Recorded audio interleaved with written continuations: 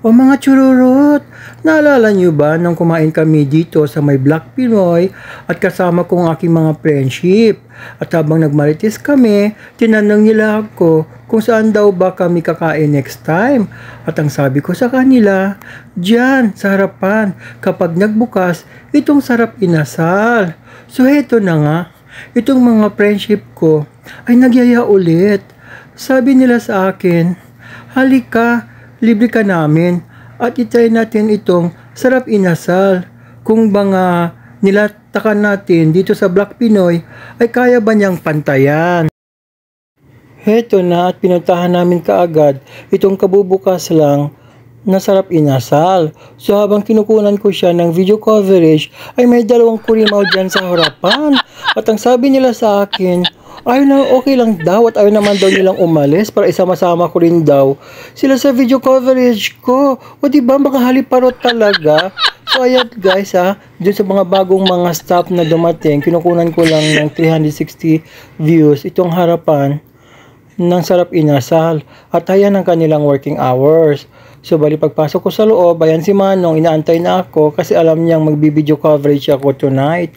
So heto ang makikita mong ambience sa loob.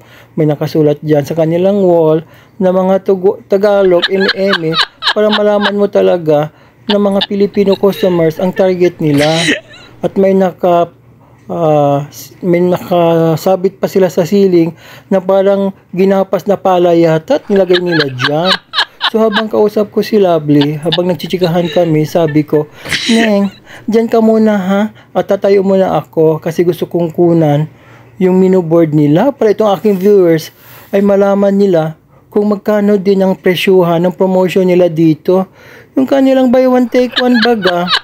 So ayan guys pinapakita ko sa inyo yung presyo ng kanilang promotions dito. Na syempre, yung kanilang mang-inasal, hindi pala mang-inasal, sarap inasal, so pasensya na po. Ayan si Lovely, very happy siya. At ito namang si Marlon ay nilantakan kaagad ang manok. Gusto niyang i-check kung napantayan ba nito ang lasa doon sa Black Pinoy. Tapos sabi niya, ay nako Neng, wala rin pinagkaiba ang lasa. Ano pa nga ba naman ang expect mo? Isang kumpanya lang naman sila. For sure. Isang supplier din sila. At isang timpla lang din naman. Tawa kami ng tawa. Tapos sabi ko, sige nga. At ako naman ang mag-check. So ito ang kanilang unlimited sabaw. At tinikman ko na. Okay naman. Sabi ko, ang lasa. Tapos sabi ko, i-check ko nga itong kanilang manok. Ito yung binili namin, half chicken siya na manok. Tapos sabi ko, wait lang, sabi ko, parang hindi ako satisfied sa lasa. Parang hindi siya ganun ka nanuot sa loob ang lasa niya. Sabi ko kay Beshi Powa. Tapos, since si Marlon, Tom Jones na talaga, dead malo na. Tapos ito naman si Andres, wala siyang pakialam. Sabi niya sa amin, wala akong pakialam sa inyo. Basta ako, sige lang, kain na ako ng kain. Sabihin ko na, may extra rice pala, kung gusto mo extra rice. Bongga siya. Bongga te. Para alam ng ating mga customers, na pag gusto po na extra rice, pwede.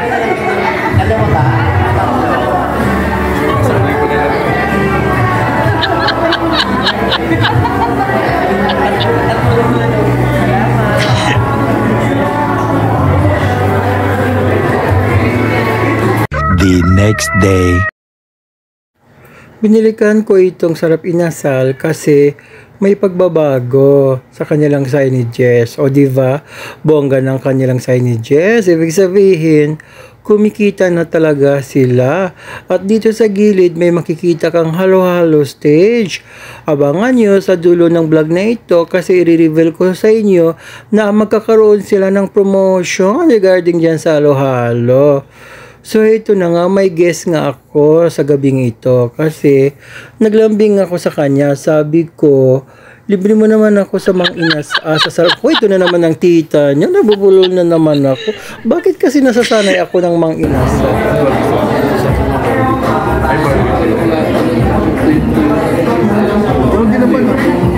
SI1.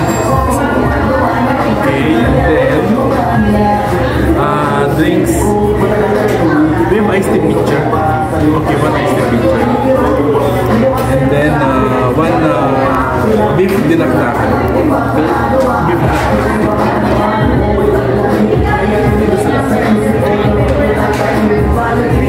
That's enough.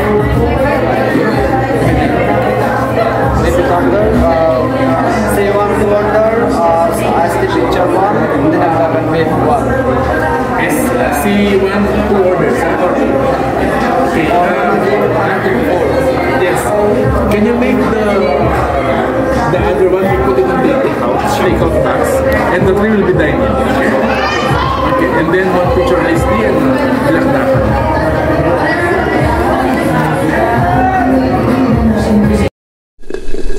Oh, ayan guys, ang kanilang unlimited sabaw. Continuous ang refilling nila hanggat magkasawa ka talaga. Yan ang kasama sa promotion nila. Pinigop ko kaagad itong unlimited sabaw nila. Kasi nga, medyo Tom Jones na rin ako. Pero although natikman ko na siya doon sa unang vlog ko, ay hindi naman pwedeng ako lang. Siyempre, sinanong ko rin si Sir Mike kung okay ba sa kanya yung sabaw nila? O diba, may pa dilat-dilat pa siya ng mata dyan. Sabi niya, pasok sa banga. Ito yung in-order ni Sir Mike, yung Thai part. Bali, 27 real yan, buy one take one. Then, tapos nag-add siya ng dinakdakan. 35 real naman yan. So, ito, nalafang moment na kami nila Sir Mike. So, ito na ang pinaka-favorite part ko. Yung magmarites na to each other kasi medyo matagal-tagal din kami na hindi nagkita. By the way guys, yung nga palang nasa tabi ni Sir Mike, yan ang kanyang close friend na si JM. So since first time lang namin nag-meet ngayon, medyo hindi pa kami ganun ka-close. Alam mo naman kami ni Sir Mike, matagal na kaming mag-friendship nito. Kaya parang na-OP siya sa amin. Pero anyways, simple gano'n naman talaga kapag una mong na-meet yung tao, di ba?